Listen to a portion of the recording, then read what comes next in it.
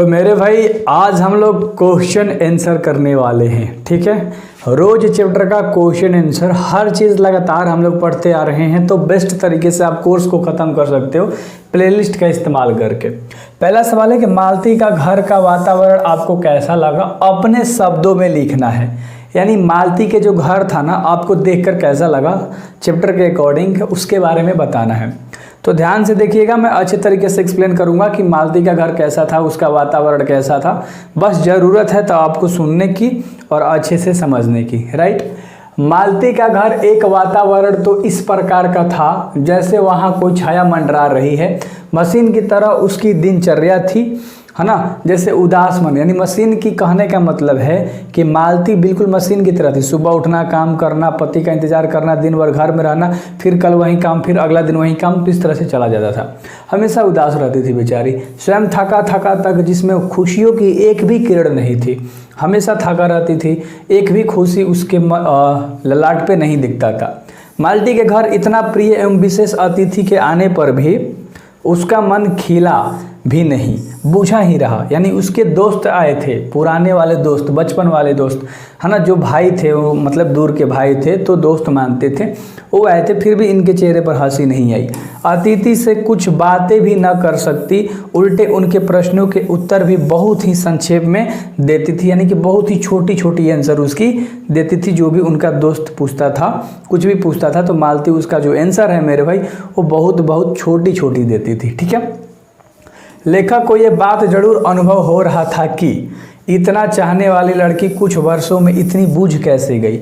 यानी कि इतना चाहने वाली लड़की, चिचिहाने वाली, बोलने वाली, एकदम शांत सी हो गई, एकदम गुम सी हो गई, कैसे ऐसे हो गया। ठीक है, तो पहला का आंसर आपको अच्छे से समझ में आ गया होगा, उम्मीद करता हूँ। बात ज़्यादा मेरे भाई हार्ड नहीं था, बहुत आसान सा था।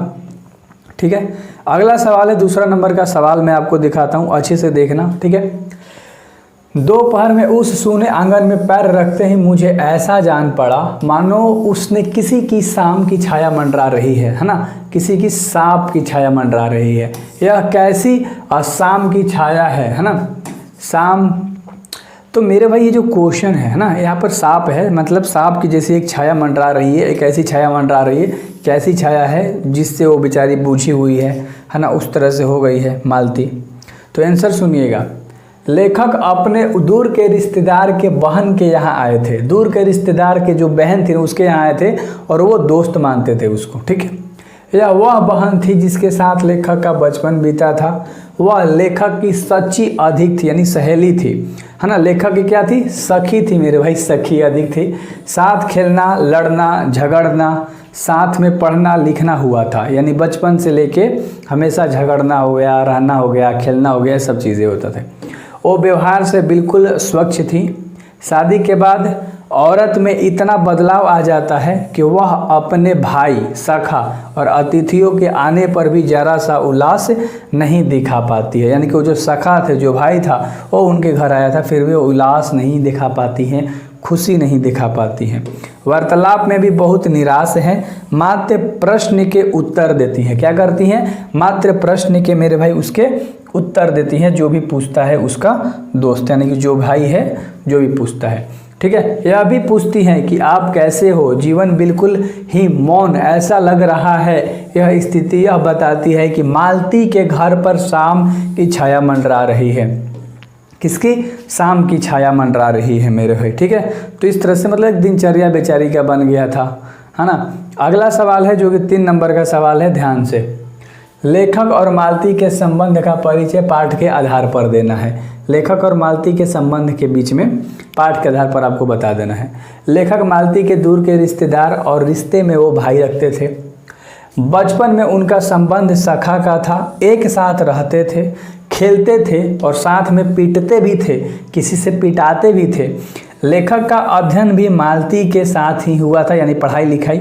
उनके व्यवहार में सदा ही सखा की स्वच्छता रही है, यानी कि बिल्कुल सखा की तरह प्योर मटेरियल। ठीक है, वह कभी मातृत्व या बड़े छोटेपन के संबंधों में नहीं घिरे। यानी कि कोई भी संबंध में लोग नहीं घिरे, ठीक ना। आराम तरीके से सखा जैसे रहे, भाई बहन जैसा रहे, तो वो दोनों के बीच में संबंध था, जिसे मैंने अच्छे तरीके से आपको बता दिया। हमेशा बोलता हूँ ना मेरे भाई, मैं पूरा कोर्स हिंदी का डाल दूंगा, व्याकरण पूरा डाल दूंगा, है ना, हर चीज़। मालती के पति महेश्वर कैसी छवि आपके मन में आती है, यानी कि उनके जो पति थे महेश्वर मालती के, उनके जो छवि है ना कैसी आपके मन में आती है। कहानी में महेश्वर की उपस्थिति क्या अर्थ रखती है, यानी कि कहानी में महेश्वर का क्या रोल है, क्या कैरेक्टर है, वो किस तरह से थे। पठित पाठ के अर्थात इस कहानी के आधार पर यह कह सकते हैं कि महेश्वर एक व्यस्त व्यक्ति था, यानी बिजी व्यक्ति था, व्यस्त बहुत ही, जिसका परिवार से रूटीन लगाव था। यानी कि रूटीन लगाव समझते हो, टाइम टू टाइम काम करना, सुबह चले जाना शाम को आना, मतलब रोज़ एक ही तरह से ट्रीट करता था अपने परिवार को, व्यवहार करता था। घर में बच्चा रो रहा है, गिर पड़ता है और उसके ऊपर उसका प्रभाव नहीं है, यानी उसके पिता का कोई भी प्रभाव नहीं है। मालती के जीवन में तो नौकरानी की तरह है, यानी मालती की जो जीवन है ना वो बिल्कुल भी एक नौकरानी की तरह हो गया है। ठीक है, महेश्वर को इस बात का कोई चिंता नहीं है। क्या मेरे भाई, महेश्वर को इस बात का कोई चिंता नहीं है। घर आना है, खाना है और खाना खाकर जाना है, सुबह तैयार होकर हाँ डिस्पेंसरी चले जाना है। यानी कि हॉस्पिटल में थे और जो कि एक डॉक्टर थे, तो आते थे, खाते थे और डिस्पेंसरी अपने यानी कि हॉस्पिटल चले जाते थे। ठीक है, हो गया था। ऐसा आभास होता है कि महेश्वर की जिंदगी है ना खूंटे से बंधे पशु के समान है, यानी जैसे एक खूंटा से बंधा हुआ पशु होता है ना, उस तरह से उसकी ज़िंदगी है, जिसके निमित्त मात्र कहते हैं कि चारों ओर चक्कर काटता ही है। कहानी में जहाँ कहीं भी महेश्वर की उपस्थिति होती है वहाँ वातावरण तनावग्रस्त हो उठता है ना। तो महेश्वर की जहाँ बात होती है तो जो मौसम है वातावरण में तनावग्रस्त हो जाता है, यानी कहने का मतलब है कि बेचारा रूटीन से बंधा हुआ है, हर कोई उससे इरिटेट हो जा रहा है। तो एक जैसे गवर्नमेंट जॉब इंसान ले लेता है तो भी इसी तरह से खूंटे में बंध जाता है, समझ सकते हो। गैंग्रीन क्या है मेरे भाई, ध्यान से समझना। गैंग्रीन एक ऐसा चोट या घाव होता है जिसका सामान्य इलाज संभव नहीं है, यानी आमतौर पर इसका इलाज नहीं हो पाता है जल्दी। ठीक है, उसे गैंग्रीन कहते हैं। आत्मतौर पर इसे गैंग्रीन कहते हैं, अर्थात घाव ठीक होने के बजाय गलने लगता है और सड़ने लगता है। गैंग्रीन का मतलब एक ऐसा घाव जो कि ठीक होने के बजाय गलने लगता है, सड़ने लगता है, उस परिस्थिति में उस अंग को काट देना ही बेहतर माना जाता है मेरे भाई।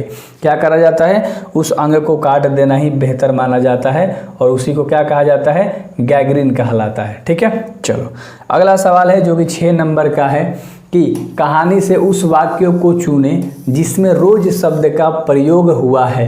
रोज शब्द का क्या हुआ है, प्रयोग हुआ है मेरे भाई। चलो तो रोज शब्द का प्रयोग हुआ है तो कहानी के माध्यम से चलो हम बता देते हैं अच्छे तरीके से।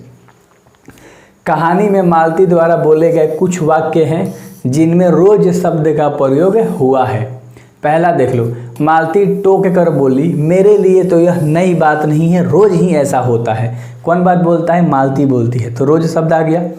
क्यों पानी का क्या हुआ, रोज ही होता है जो कभी वक्त पर नहीं आता, तो यहाँ पर भी रोज आ गया। मैं तो रोज़ ऐसी बातें सुनती हूँ, यहाँ पर भी रोज़ आ गया। तो रोज़ शब्द के बारे में बेसिकली आपको चैप्टर के अकॉर्डिंग बता देना था। और अगला है जो कि अगला बोलती है, धीरे से बोली कि मेरे तो रोज़ इतने समय हो जाते हैं। सोच रहे हो मेरे भाई, तो इस तरह से आपको एक एक पॉइंट याद रखना है, ठीक है। आशय स्पष्ट करना है, ये तुम्हारा रहा। मुझे ऐसा लग रहा है कि इस घर पर जो छाया घेरी हुई है, अज्ञात रहकर भी मानो मुझे वो वश में कर रही है। मैं भी वैसे ही निराम निर्जीव सा सो रहा हूँ, ठीक है। चलो तो मेरे भाई ये कुछ भी नहीं था, ठीक ना, उसका कोई क्वेश्चन नहीं था, तो मिस्टेक से हो गया है, कोई नहीं, वो छोड़ दो, ठीक है। अगर क्वेश्चन आप बुक में देखोगे तो उसका आंसर लिख लेना। 3 बज गए, 4 बज गए, 11 बज गए। कहानी में घंटों के इस खंडन के साथ साथ मालती की उपस्थिति है, तो घंटा बजने का मालती से क्या संबंध है आपको बताना है। तो ध्यान से जब आप देखोगे तो एक क्लियर कर पाओगे, ठीक ना। ध्यान से देखना मेरे भाई। चलो देखो, इसे यह स्पष्ट होता है कि मालती हर समय घंटा गिनते रहती थी, क्योंकि समय कटे नहीं कटता था, साथ ही साथ उसके आगे की रोज़ाना भी काम करना पड़ता था, यानी कि रोज़ रोज़ वही काम करना पड़ता था। घंटा कट नहीं रहा था, दिन काटना मुश्किल हो जाता है जब आप अकेले घर में रहते हो। तो घर में नौकर नहीं है, बर्तन मांजने, कपड़े धोने, भोजन बनाने का काम सब वही करती थी। कौन? मालती, ठीक है। घंटा बजने पर उसकी 2 मानसिकताएं रहती हैं। पहली यह कि चलो अब इतना समय बीत गया, और दूसरा यह कि चलो अब यह कर लो, और हर घंटा गिनना उसे आभास कराता है कि अब इतना समय हो गया है, इतना समय बीत गया है। तो इसलिए घंटा बार बार उसके लिए मायने रखता है। क्लियर है ना कि कब कौन सा काम करना है, तो घंटा देख देख के। आगे मेरे भाई ऑब्जेक्टिव हम लोग करेंगे। क्लियर है? अच्छे तरीके से मैंने आपको क्वेश्चन सारे करा दिए, उम्मीद करता हूँ अच्छे से समझ में आया होगा। बारीकी तरह से हर चीज़ कराऊंगा, बिल्कुल भी रिलैक्स रहो, अच्छे से पढ़ाई करो, बाकी आपका भाई संभाल लेगा, एक एक पॉइंट एक एक चीज़ को आपके सामने ला के रख देगा। सो बेस्ट ऑफ लक, अच्छे से पढ़ाई करो।